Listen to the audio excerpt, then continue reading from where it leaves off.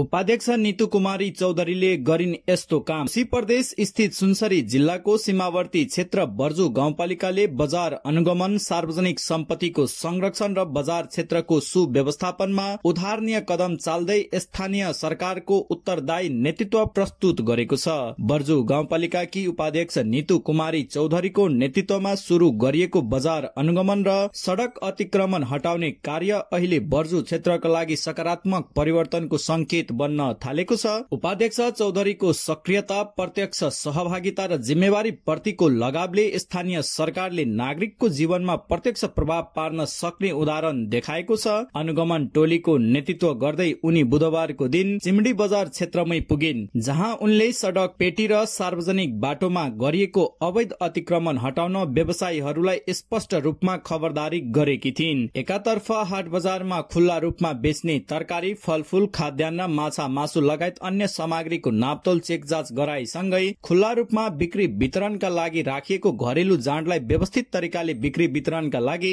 सम्झाए भने अर्कोतिर सड़क पेटी तथा बाटोमा गरिएको अवरोध हटाउन लगाइन्, व्यवसायीहरूसँग बाचा गराइन्। सामान्यतः निर्णय तहमा सीमित हुने राजनीतिक पदाधिकारीहरू मध्ये उपाध्यक्ष चौधरी त्यस्ता नेत्री हुन् जसले आफै अघि सरेर समस्या समाधानको पहल गर्न तल्लीन हुन्छन्। उनले बजार क्षेत्रको अवस्थालाई निरीक्षण मात्र गरिनन्, व्यवसायीहरूसँग प्रत्यक्ष संवाद, स्थानीय वासीका गुनासो सुन्ने तथा स्वत निर्देशन दिने कार्य मार्फत उदाहरणीय नेतृत्वको प्रदर्शन गरेकी छिन्। उनको भनाई अनुसार सार्वजनिक बाटो सबैको साझा सम्पत्ति हो, कसैको व्यक्तिगत स्वार्थका लागि यसलाई अतिक्रमण गर्नु अस्वीकार्य रहेको छ। बजार व्यवस्थापनमा पालिकाले अब कुनै पनि लापरवाही सहने छैन।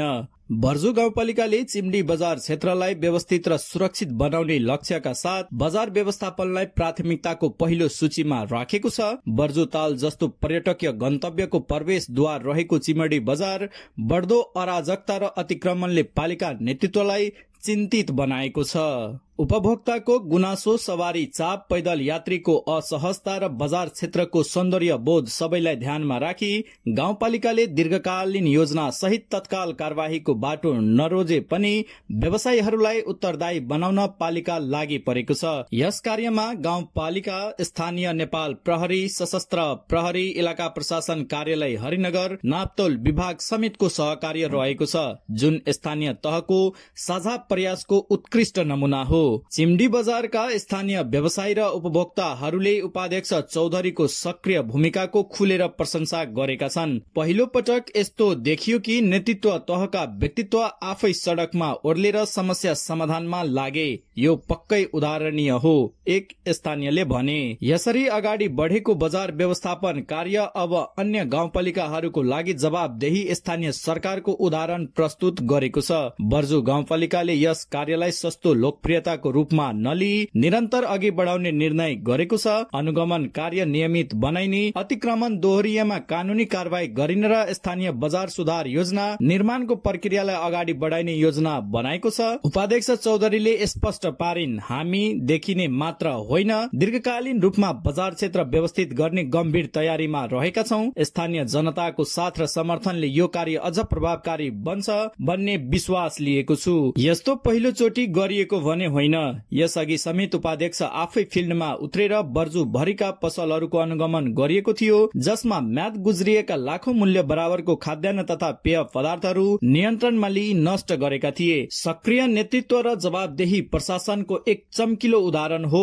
बर्जु गाउँपालिकाको यो कदम। स्थानीय सरकार कस्तो हुनुपर्छ भन्ने स्पष्ट सन्देश दिएको छ। जनताको समस्या बुझ्ने, प्रत्यक्ष समाधानमा होमिने र सार्वजनिक सम्पत्तिको रक्षा गर्न नडराउने नेतृत्व उपाध्यक्ष नीतू चौधरीको अग्रसरता स्थानीय तहको सुशासन र उत्तरदायी नेतृत्वको अनुकरणीय नमुना बनेको छ।